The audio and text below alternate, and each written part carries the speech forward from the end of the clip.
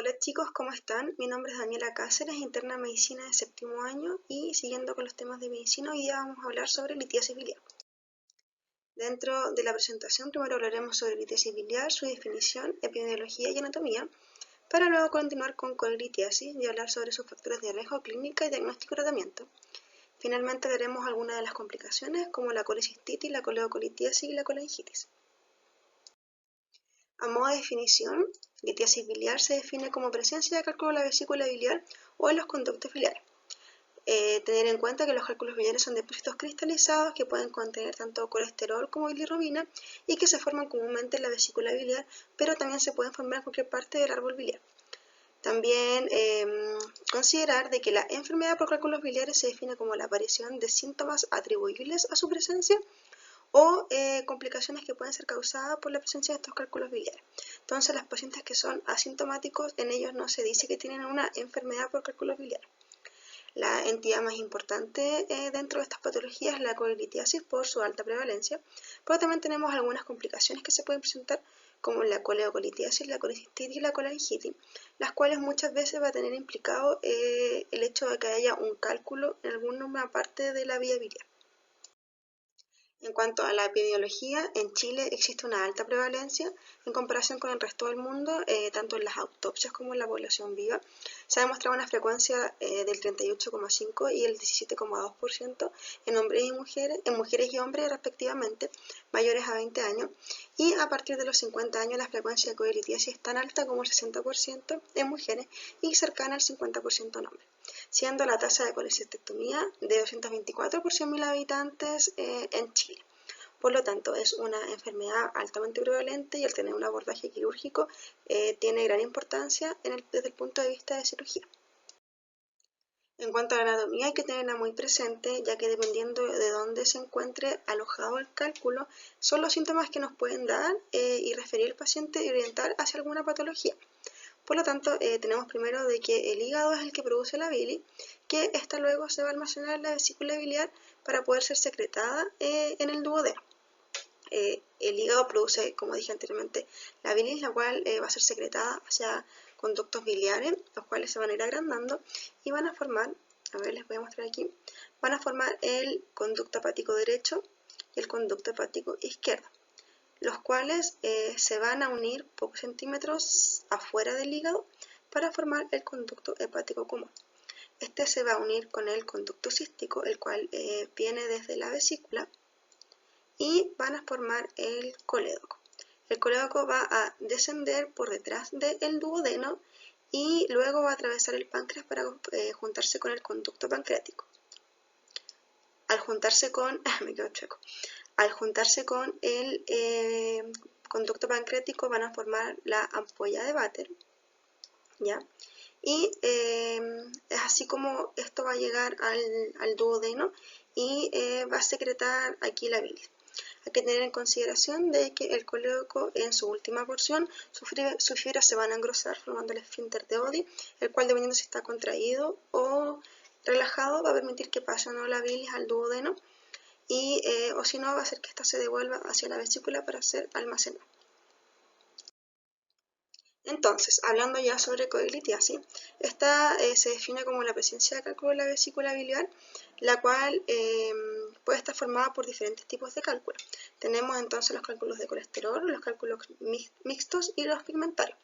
Los cálculos de colesterol son los más comunes acá en Chile, siendo por lo menos un 90% de esto, pero también existen los mixtos que son de colesterol y bilirrubinato, y los pigmentarios, que estos tienen una fisiopatología totalmente distinta, que pueden ser negros y marrones.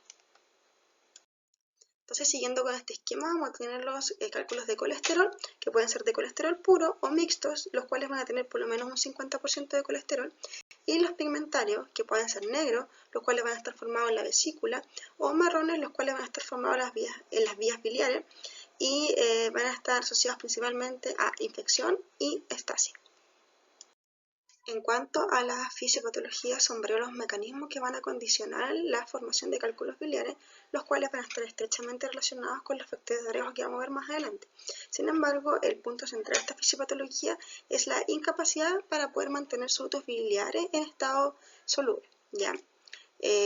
Existen varios tipos de cálculos como lo vimos, están los de colesterol y los pigmentarios, que son los negros y los marrones, los cuales van a corresponder a fisiopatologías muy distintas, siendo en el caso de los cálculos de colesterol hay una hipersecreción de colesterol, produciendo una bilis sobresaturada de colesterol, formando cristales que luego se van a ir agregando hasta formar los cálculos.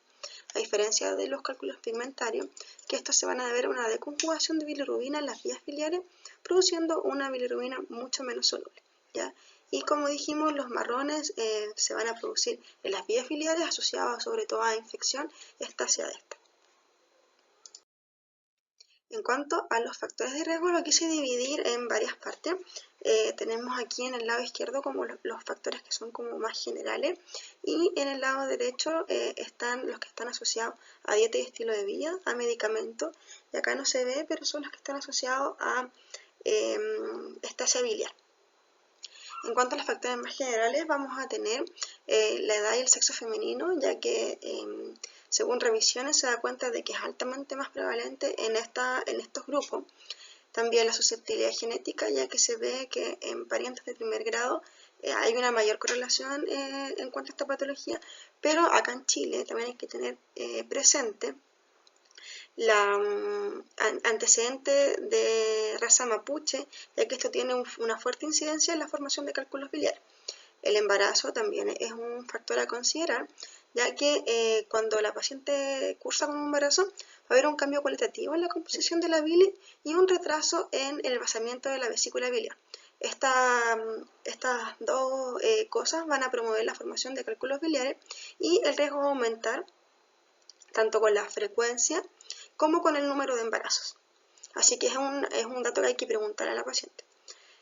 También tenemos la diabetes mellitus como un factor de riesgo. No se conoce muy bien qué es lo que desencadena que se formen estos cálculos o qué es lo que hace que se formen, pero se dice que tiene que ver con la resistencia a la insulina hepática, también a la hipertrigliceridemia asociada a la diabetes mellitus, y también de que los pacientes muchas veces que tienen diabetes van a presentar una neuropatía autónoma de la vesícula biliar, lo cual va a producir una hipomotilidad de esta y por consiguiente estasia de la bilis y producción de cálculos biliares, ¿ya? Por la neuropatía que se asocia a pacientes con diabetes mellitus. Y también otro factor importante va a ser la dislipidemia. En cuanto a los factores asociados a dieta y estilo de vida, tenemos por una parte la obesidad, que está más que nada relacionada con alteraciones en la composición, con una hipersecreción de colesterol, y también pacientes que tienen una rápida pérdida de peso, que puede ser tanto producida como por la dieta, como por también bypass gástrico. ¿Ya? En estos pacientes también va a haber un cambio en la composición de la bilis, y en los pacientes que se les realiza un bypass gástrico, muchas veces puede pasar de que hay como una lesión iatrogénica producto de la cirugía, donde se pasa a cortar el nervio vago y produce esta hipomotilidad de la vesícula, que va a producir que también hayan después cálculos biliares. En cuanto a los medicamentos relacionados a esta etiología, tenemos los fibratos.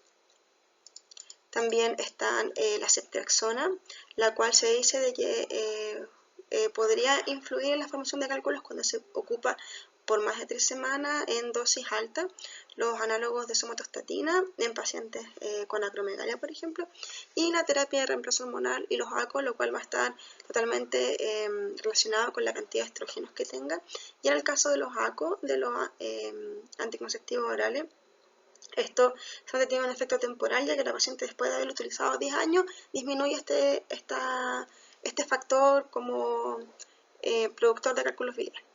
Y en cuanto a condiciones asociadas a la estasia biliar, en primera parte tenemos el ayuno prolongado, el que igual puede estar asociado a alimentación parenteral en el paciente, el cual va a producir una estasia biliar debido a la falta de estimulación enteral.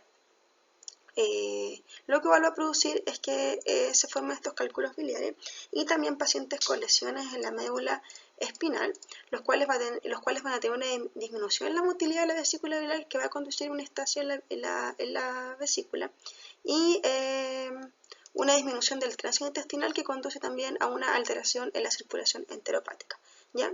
Todos estos factores influyen en la producción de cálculos biliares y, como estábamos viendo, todos por mecanismos diferentes. Ya, entonces vamos a ver un caso clínico donde tenemos a una paciente de sexo femenino de 45 años de edad que consulta en el CEFAM por dolor intenso en hipocondrio derecho de 1 hora de evolución tipo cólico, EVA 5 de 10 asociado a un episodio de vómito, y además refiere haber presentado cuadros similares en los últimos meses. Como antecedentes mórbidos, la paciente tiene hipertensión y síndrome metabólico. En antecedentes ginecológicos ha tenido 3 gestas, 3 paras y 0 abortos. Cirugías niega, medicamentos toma enalapril por su hipertensión, y en los hábitos alimenticios ella nos refiere que come 3 comidas diarias y nos admite que muchas veces se relacionan con un alto consumo de frituras y masa. Hábitos urinarios: orina 4 veces en el día sin coluria. Hábitos defecatorios: deposiciones 1 vez al día, la consistencia es normal y sin acolia. Alcohol y tabaco niega, y antecedentes familiares ahí no se debe, los padres tenían hipertensión y diabetes. Entonces, en primera instancia vemos que la paciente es de sexo femenino, tiene 45 años, que es una edad donde se puede dar de forma más prevalente esta enfermedad, y está cursando con dolor intenso en hipocondrio derecho de solamente hasta ahora 1 hora de evolución, ¿ya? Y lo único que refiere es a que está asociado a vómito. Al parecer no tiene ningún otro síntoma más, ¿ya? Respecto a los factores de riesgo que vimos, la paciente ha tenido ya 3 embarazos, tiene un consumo alto de frituras y masa, y no hay signos como de alarma, como coluria y acolia en la anamnesis. Entonces seguimos con el examen físico. Sus signos vitales son normales, piel y mucosas hidratadas, normogloreadas, no tienen tinte ictérico, adenopatías no se palpan, cardiopulmonar, ritmo regular 2 tiempos sin soplos, murmullo presente, sin ruido sobreagregado. El abdomen es blando, apecible, sí está dolorosa la palpación profunda y hipocondrio derecho, pero no tiene masa ni visceromegalia. Ruido ureterios presentes, morfe negativo, Blamber negativo. Y las extremidades, los pulsos periféricos están presentes, ¿ya? Entonces este va a ser el como típico paciente que va a referir este dolor tipo cólico luego de haber comido, que puede ser luego de haber comido algún tipo de fritura o alguna comida alta en grasa, el cual sí la va a referir como un dolor quizás intenso, pero por ejemplo acá cuando preguntamos por el EVA solamente tenía 5 de 10, pero no va a tener mayores signos de alarma, ¿ya? La paciente no tenía ni fiebre, no tenía ictericia, no tenía coluria ni acolia, y el dolor era solamente en el hipocondrio derecho, ¿ya? Entonces, según esto, tenemos que la clínica de los pacientes se puede presentar principalmente de estas 3 formas. Una es asintomático, que ya vimos que el paciente nunca se enteró que tiene los cálculos, o se hizo una ecografía y salió que tenía eso. O se puede dar, cuando es sintomático, se puede dar de estas 2 formas, que es un cólico biliar simple o un cólico biliar complicado. Ya el cólico biliar simple va a ser la típica historia de la paciente que les mostré, donde va a tener este dolor tipo cólico en la zona, pero no asociado a mayor complicaciones. El cólico biliar complicado es cuando este ya se vuelve más intenso, duradero, y si va a estar asociado a que la paciente pueda estar presentando en ese momento alguna complicación, como son las que vamos a ver más adelante, como la colicistitis, colangitis, colitiasis, una pancreatitis o cualquier otra cosa, ¿ya? Entonces, hay ciertas cosas que hay que considerar para poder diferenciar en cuando la paciente tiene un cólico biliar simple y un cólico biliar complicado, y así nosotros también poder orientar nuestro manejo en la paciente. Entonces, en estas 2 entidades va a pasar que el paciente les puede decir que consumió 2 o 3 horas antes comidas ricas en grasas o en frituras. Ya este antecedente puede que esté. En cuanto a la duración, ya tenemos cambios, ya que el cólico biliar simple principalmente se va a dar una duración de 20 a 30 minutos, el cual puede ceder espontáneamente, pero el límite de tiempo para hablar de cólico biliar simple va a ser de 6 horas, o sea, puede durar más, pero hasta 6 horas. Ya la ubicación va a ser principalmente en hipocondrio derecho y epigastrio, y se puede a veces irradiar a dorso derecho. La intensidad sí va a ser creciente, pero como dijimos va a ser autolimitada. Puede estar asociada a náuseas y vómitos, pero van a ser de baja cuantía, como la paciente que vimos que solamente había tenido un vómito. Y a la paciente, al darle analgesia, esta va a mejorar y no va a recidir, ¿ya? A diferencia del cólico biliar complicado, el cual nos va a estar orientando hacia alguna complicación que está presentando la paciente producto de estos cálculos biliares en su vesícula, que pueden haber migrado y estar complicándose. Tenemos que este puede durar de horas a días, pero el límite, o sea, el comienzo de tiempo mínimo es de 6 horas. Puede abarcar todo el hemiabdomen y puede tener irradiación hacia dorso, obviamente, y irradiación en faja, lo cual nos puede estar hablando, por ejemplo, que el paciente puede estar teniendo una pancreatitis. La intensidad va a ser creciente y esta va a ser continua, no va a ceder espontáneamente, a menos que resolvamos la complicación que el paciente está teniendo. Y los síntomas asociados son diversos, ¿ya? Estas entidades que yo les decía, la colecistitis, la colangitis, la coliacolitiasis, la pancreatitis, pueden ser muy parecidas entre ellas, pero van a ser ciertas cosas que nos van a orientar hacia una entidad a otra. Por ejemplo, un paciente que está con fiebre y está con una ictericia importante, quizás nos va a hacer pensar más en una colangitis. Ahora, si tiene una fiebre alta, pero no tiene ictericia, quizás podría ser más una colecistitis. Y si el paciente tiene ictericia, pero está con una febrícula nomás o no tiene fiebre, podemos pensar más en una coleocolitiasis. ¿Ya? Y acá el paciente nosotros le vamos a dar analgesia, pero esta puede que ceda, como puede que disminuya un poco, pero va a recibir nuevamente. ¿Ya? Entonces, en el paciente que tiene que nosotros pensamos que tiene este cólico biliar simple por la anamnesis y el examen físico, no va a ser necesario quizás que le hagamos exámenes de laboratorio si es que nosotros estamos seguros de eso, pero sí va a ser necesario que al paciente le hagamos una ecografía para poder confirmar que tiene estos cálculos en la vesícula. Entonces, el diagnóstico de la colelitiasis se hace mediante la ecografía abdominal. Esta ecografía va a tener una muy buena sensibilidad y especificidad, mayor al 95% para la detección de los cálculos. También nos va a dar características de la pared vesicular y del lumen. Nos va a decir el tamaño de los cálculos y al ser los cálculos ecorefringentes se va a formar una sombra acústica posterior, la cual nos va a permitir hacer el diagnóstico de estos cálculos biliares. Por lo tanto, va a constituir el mejor diagnóstico para poder explorar la vesícula biliar y constatar esta patología. Acá tenemos una fotito, una ecografía de la vesícula biliar, donde se encuentra ese cálculo y se puede ver la sombra acústica posterior, que es esa sombra que se hace bajo el cálculo, que se produce porque el ultrasonido va a chocar con una interfase que va a ser muy ecogénica, que en este caso es el cálculo, y el ultrasonido no va a poder atravesar el cálculo, entonces se va a formar esta sombra detrás, ¿ya? Esto nos quiere decir de que lo que tenemos presente ahí es algo muy ecogénico.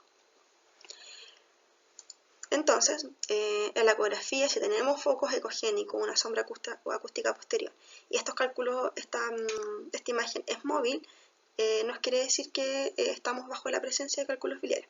Ahora, si no es móvil, puede ser que esto, lo que se presente sean pólipos y no cálculos. ¿Ya? Y el flujograma que nos entrega la guía MinSal nos dice que ante la sospecha de cálculos en la vesícula por algunos de los síntomas que hablamos recientemente, en pacientes de entre 35 y 49 años, la guía MinSal solamente incluye como patología GES a estas edades, el paciente se debe realizar una ecografía con un plazo no mayor a 45 días desde su solicitud, coincidente con el episodio de cólico biliar, y si esta ecografía nos muestra positivo para colelitiasis, se debe realizar la colecistectomía. Hay que considerar de que puede estar positivo para colelitiasis, pero si aparece barro biliar, igual está indicada la colecistectomía. Ahora, a la paciente que llegó al CEFAM con estos síntomas y que tenía un cólico biliar simple, no podemos no hacerle nada, igual tenemos que tratarla. Por ejemplo, si estamos en un contexto de urgencia, en un lugar donde tenemos medicamentos endovenosos, podemos darle algún AINES, por ejemplo, ketorolaco 30 miligramos, 60 miligramos, dependiendo del dolor intravenoso, y con eso debería ceder. Y después a la paciente la dejamos con algún tratamiento para su casa, que igual pueden ser AINES, por ejemplo, ibuprofeno, para cuando tenga estos dolores nuevamente, mientras hace la ecografía y se busca que se confirme la patología. Entonces, en cuanto al tratamiento, si ustedes ven mi bibliografía, En otra que no sea de Chile, le pasaría que en pacientes asintomáticos se prefiere hacer una conducta expectante y no realizar la colecistectomía como de manera preventiva, pero a menos de que sea una vesícula de porcelana. Pero acá en Chile, por la alta prevalencia de esta patología y por su complicación más temida, que es el cáncer de vesícula biliar, se prefiere operar a todos los pacientes asintomáticos y sintomáticos que posean cálculos en la vesícula. El tratamiento entonces de la colitiasis va a ser la colecistectomía, la que cual veremos más adelante se va a poder hacer tanto de manera laparoscópica como de manera abierta. Y para realizar este procedimiento, lo primero que se hace es cortar las partes blandas. Luego nos ubicamos en la anatomía correspondiente a la vesícula biliar y tenemos que disecar el triángulo de calor. La imagen que tengo aquí no es muy buena, pero se puede evidenciar bien la presencia del conducto cístico y de arteria cística. Entonces, una vez que disecamos estos dos y ya tenemos bien identificado esta estructura, se deben ligar, como sale aquí, primero el conducto cístico y luego la arteria cística. Luego que estas dos estructuras se han ligado, se procede a liberar la vesícula del lecho hepático, ya que recordemos que esta está íntimamente relacionada con el hígado, por lo que se debe liberar de este, y luego esta se debe retirar, y eso más o menos es lo que comprende la cirugía. Entonces, tenemos la opción de al paciente someterlo a una cirugía abierta, donde se puede realizar una línea media umbilical o una laparotomía de coger, para tener claro que si hay pacientes que usted examina y en el abdomen tienen alguna de estas cicatrices, es porque probablemente se le realizó una colecistectomía hace muchos años atrás. Pero el estándar en este momento es realizar una cirugía laparoscópica, la cual se realiza de esta forma porque tiene menos complicaciones globales, menos dolor postoperatorio, menos estadía hospitalaria, menor tiempo de reinserción laboral, lo que sí requiere un personal entrenado en cirugía laparoscópica, y a veces hay un mayor riesgo y mayor gravedad de lesiones de la vía biliar en comparación a la cirugía abierta. Pero en manos de expertos esta es la cirugía que se recomienda por ser mucho menos invasiva y porque el paciente va a tener un postoperatorio mucho mejor. Entonces tenemos la colelitiasis, que es la presencia de estos cálculos en la vesícula biliar, pero esto nos puede desencadenar otras complicaciones, ¿ya? En pacientes, del 1 al 4% de los pacientes con colelitiasis presentará complicaciones, ya están todos los pacientes asintomáticos como sintomáticos, pero en pacientes sintomáticos puede llegar hasta el 20%. Entre las complicaciones tenemos la colicistitis aguda, colelitiasis, colangitis, pancreatitis aguda, síndrome de Mirici, hilo biliar, cáncer de vesícula. Hay muchos más, estos son como los que más van a ver comúnmente, y ahora nos vamos a enfocar solamente a los tres primeros que aparecen aquí.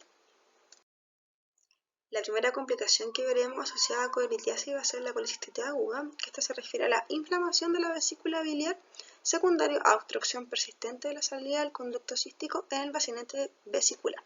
Esta obstrucción puede estar dada en la mayoría de los casos por una colelitiasis, pero también se puede presentar debido a pólipos, a tumores que han ido creciendo y van a obstruir este conducto, o a parásitos, donde aquí la diferencia la vamos a hacer porque en el hemograma va a haber presencia de eosinófilos. El evento inicial que desencadena toda la fisiopatología de esta patología va a ser la obstrucción del tracto de salida de la vesícula biliar, que va a estar dado, como dije, muchas veces por un cálculo de la vesícula. Esto va a conducir a un aumento de la presión intraluminal, lo cual, asociado a la acción traumática de este cálculo, va a promover la liberación de mediadores de inflamación, como pueden ser las prostaglandinas. Esta inflamación se va a dar en primera instancia de manera local, pero luego de manera sistémica, aumentando la hiperemia y la permeabilidad vascular de la vesícula biliar, lo cual va a generar engrosamiento de las paredes y edema.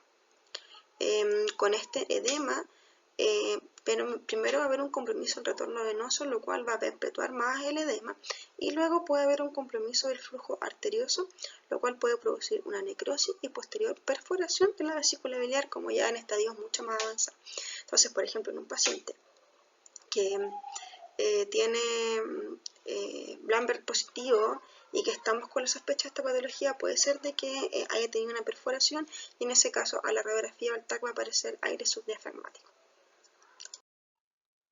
Entonces, en cuanto a la clínica de esto, se va a presentar el paciente con un dolor en hipocondrio derecho y o epigastrio, el cual va a ser persistente, va a durar más de 6 horas, lo que nos va a hacer pensar de que estamos en presencia de un cólico biliar complicado.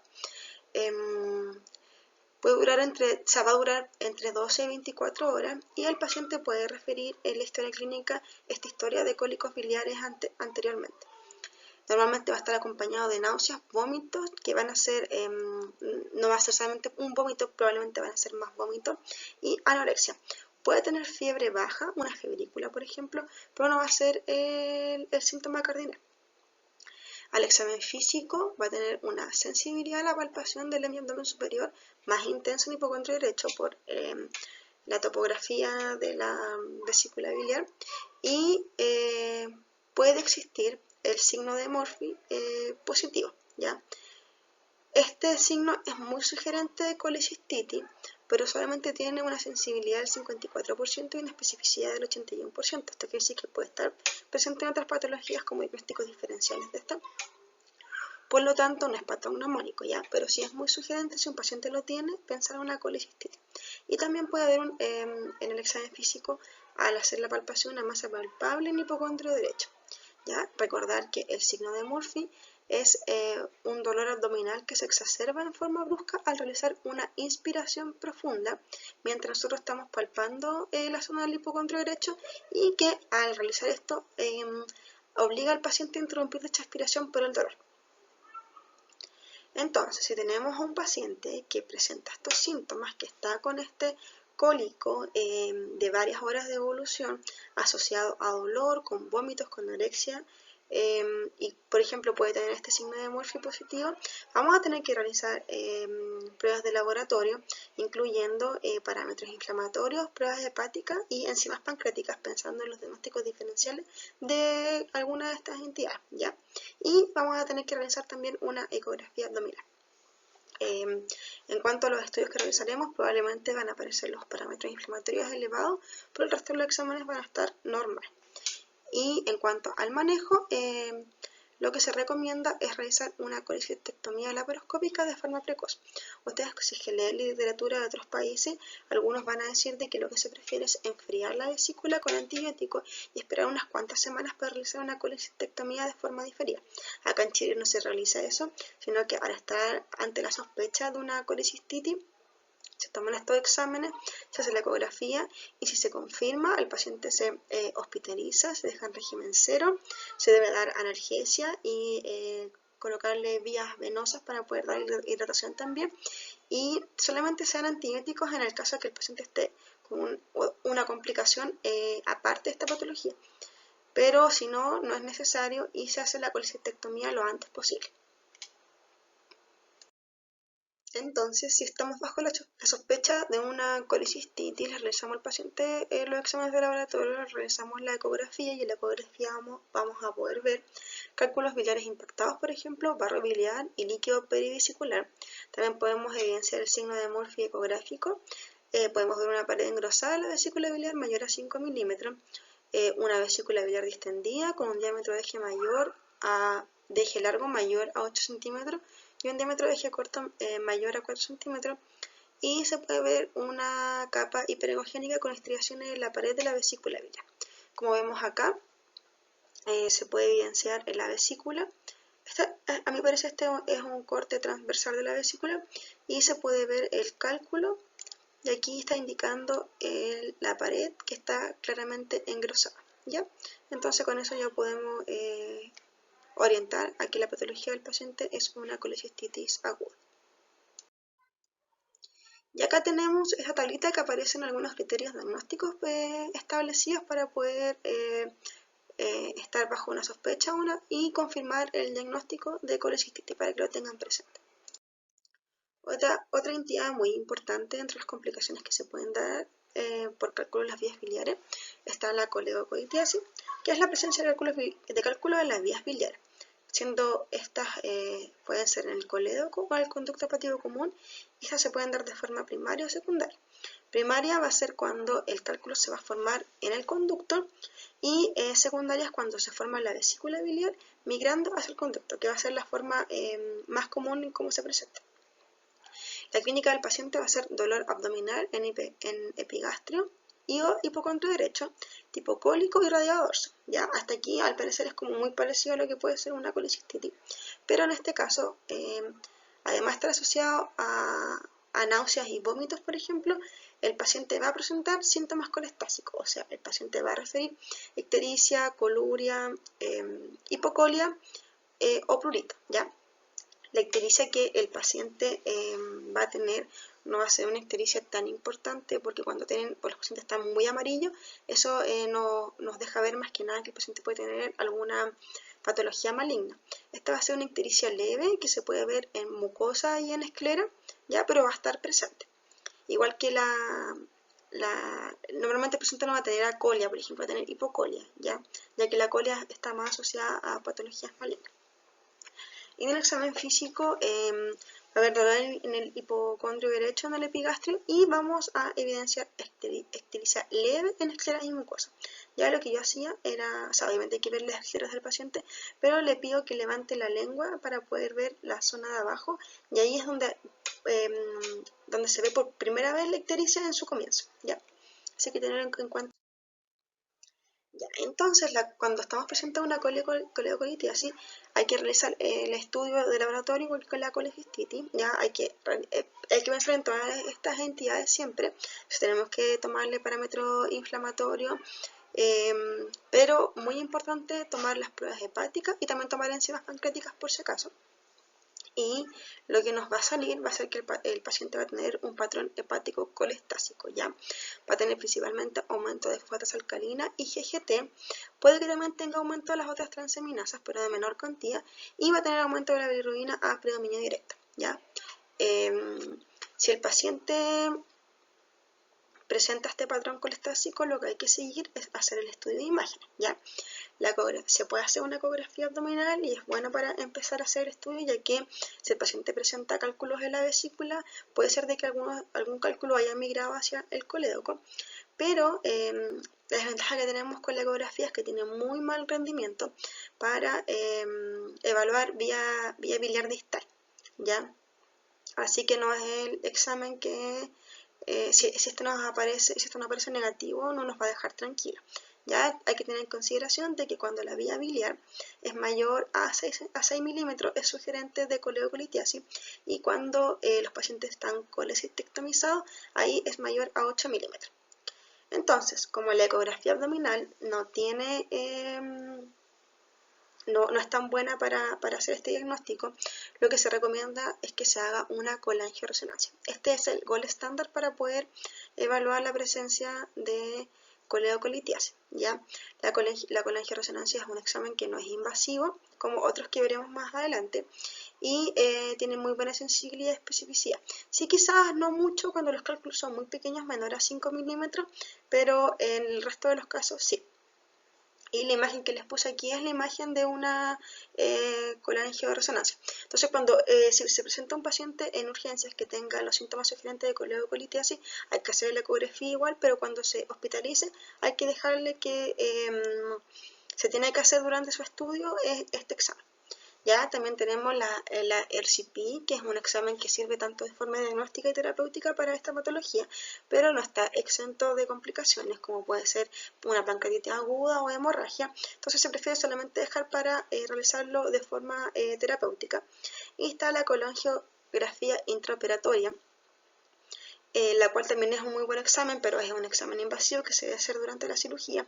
Entonces, cuando, por ejemplo, un paciente que no tenía una sospecha alta de coleocolitiasis, por lo tanto no se le hizo una colangioresonancia, pero durante la cirugía de colecistectomía se evidenció que estaba la vía biliar dilatada, se le puede realizar esta colangiografía intraoperatoria para poder ver si es que hay un cálculo y realizar la extracción de este también.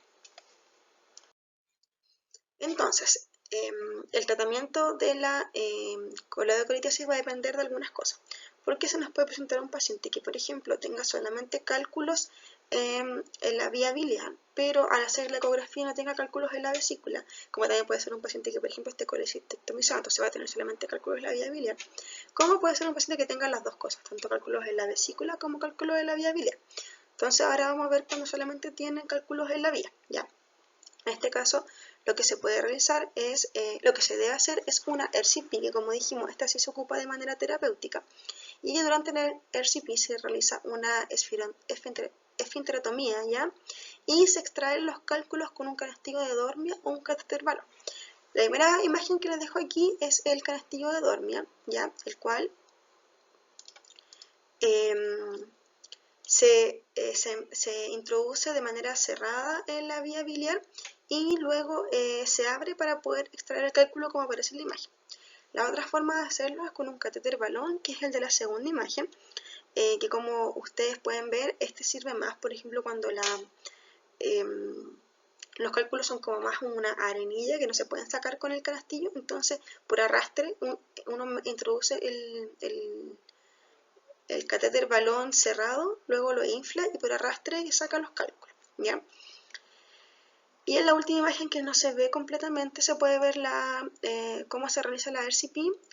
Cuando uno realiza la RCP, por un lado tenemos una radiografía común y corriente, ¿ya? Donde se va evaluando la vía biliar distal, como se puede ver en la imagen de la radiografía, donde se ven esos pequeños cálculos como una sombra, donde se ven esos pequeños cálculos. Acá, ahí. Y por otro lado vamos a tener la endoscopía, donde vamos a ir extrayendo estos cálculos y después nos aseguramos que no quede nada en la vía biliar. Entonces, tenemos esa opción y tenemos la otra opción que el paciente tenga colelitiasis más coledocolitiasis. Antes se podían hacer varias cosas, como por ejemplo era hacer una RCP, hacer la papilotomía y luego la extracción de los cálculos por el colédoco, esperar 1 o 2 días y realizar la colecistectomía. O mientras realizábamos la colecistectomía, hacer una exploración transística de la vía biliar y en ese momento realizar una coledocoscopía o una coledocostomía y colocar una sonda T, que es en la que se ve en el dibujito, que se deja puesta ahí en el colédoco y después se realiza como esta fístula hacia afuera del abdomen, que se saca un tiempo después. Pero ya todo esto no se realiza mucho, sino que el gol estándar ahora es realizar un Rendezvous, que es realizar todo al mismo tiempo. Uno realiza la colecistectomía y luego realiza el RCP, todo una misma vez, para poder hacer los dos procedimientos de forma simultánea.